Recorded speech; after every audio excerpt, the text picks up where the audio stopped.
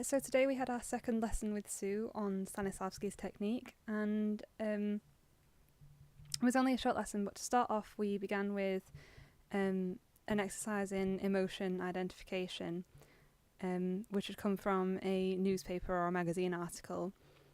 And the point of the exercise was to help us identify how the facial features and the expressions change when you express different emotions.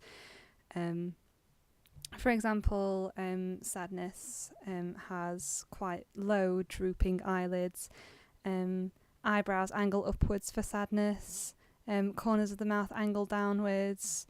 If you're worried, perhaps your forehead might have some worry lines on it, some wrinkles. If you're repressing an emotion, your lips might be quite tight, you might have quite a thin smile. Those are just some examples of how we recognise a stereotypical representation of emotion. So this was quite helpful because it helps us to know what an audience will recognise in an actor's facial expression as a certain emotion. So we can use this on stage. If we know we want to portray anger, we can think of what that stereotypically looks like and recreate that on our faces using our expressions and our body language without actually having to feel that anger. Because if, for example, we had to do a long run of a play where we were acting the same thing every night, we may have to do it over 50 times, and to actually recreate that genuine emotion inside of you can actually be quite psychologically dangerous. It can affect you quite severely mentally. So you have to be careful that you are acting responsibly. And in a situation like that, where it's not film and TV, where you only have to do it 3 or 4 times maybe, it is healthier to try and recreate that emotion using these stereotypical types of emotional display, using your facial expressions. So that was quite interesting because some of these emotions were more difficult to identify because they were the representation of a repressed emotion, like someone who's angry but is holding it back, which in naturalism can be quite useful because a lot of people won't always show exactly what they're feeling and they might be trying to hide it. So hopefully that will be useful later, and we can use it on stage.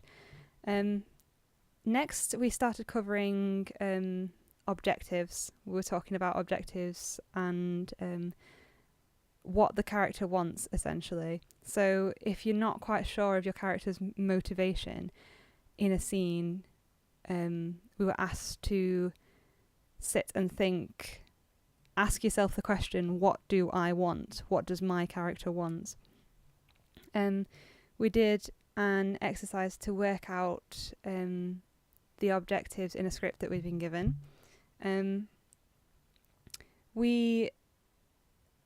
We're taught about how to use objectives as an actor and how to describe your objectives and what sort of language you use. It's about not just following the script and doing a set of rehearsed actions, but thinking about objectives leads you to think about why your character is doing these things and the emotions behind, the reasons behind their actions.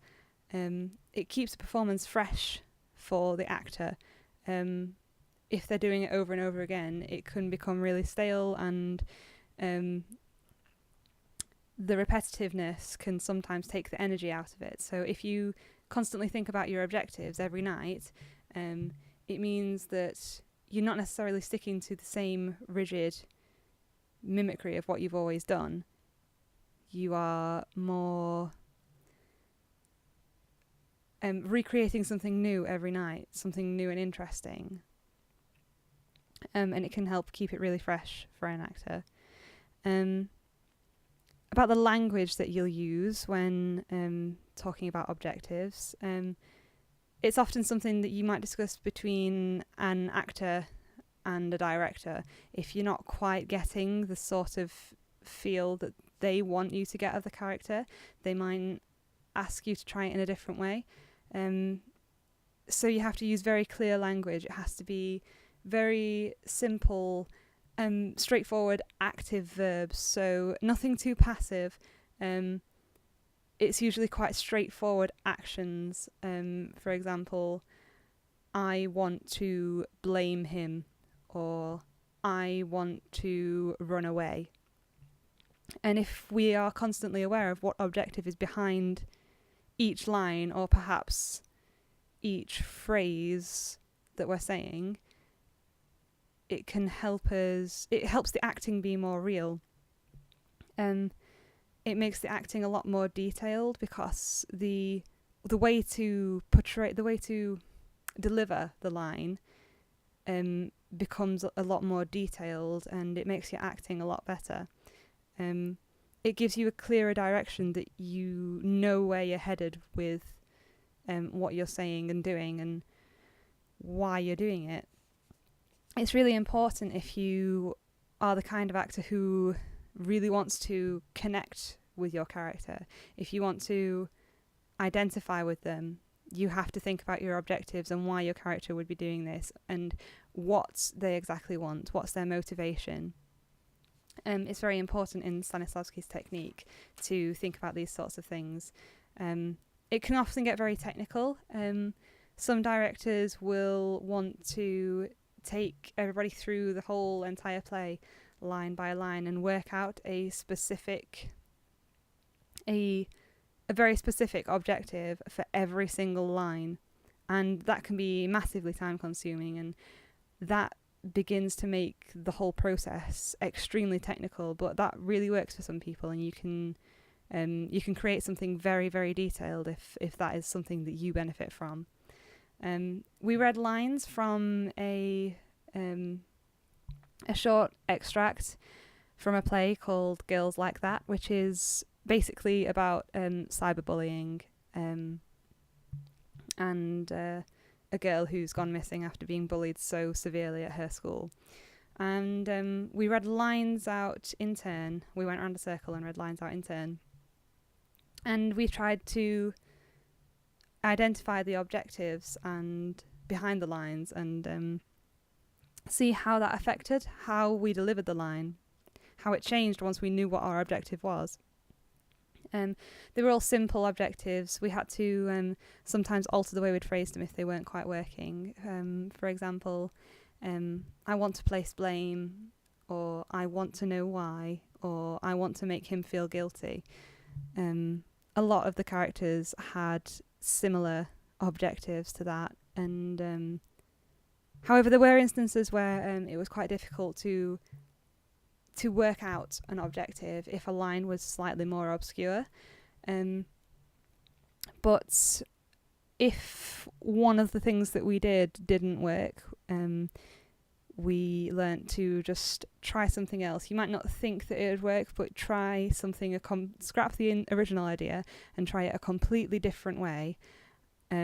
Wording it differently can often really help. Instead of saying, for example, I want to scare you, if that hadn't worked for the particular line you were using, to slightly change it to have your objective to be, I want to shock you, can create something entirely different, and that can work. So it's all about experimenting with what will create the right impression that you're trying to make. It's really important because it helps keep it interesting and fresh for yourself while you are acting. It really shows up in the acting what your character really wants. If you know it and use it, the audience should see it as well. And this is really important in Stanislavski's technique because it makes it all more real. It makes it all seem like it really is believable to the audience.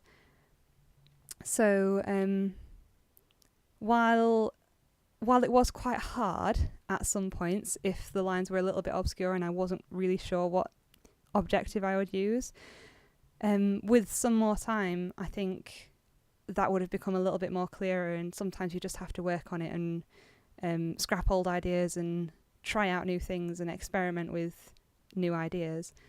For me, I think actually that it made delivering the lines slightly easier, because it got rid of that vague aspect of just guessing at a general emotion that you should be portraying. Instead, you had a definite thing that you wanted to aim for. The definite objective that you were aiming for really helped. It really helped define what I was trying to deliver. I think it helped portray more specific emotion, and that it might be really useful for me to use mixed with some other techniques in the future. I'd like to try it, especially if I'm struggling with finding what emotion is really appropriate to use. If I feel like it's not quite natural enough, I'd really like to try and use it and see if that helps me out, because it seemed to help today, and hopefully that'll be something that will be really useful for me in the future, because it just seems to make the acting a lot more natural and believable. So that's what we did today, and we should be applying these techniques next week.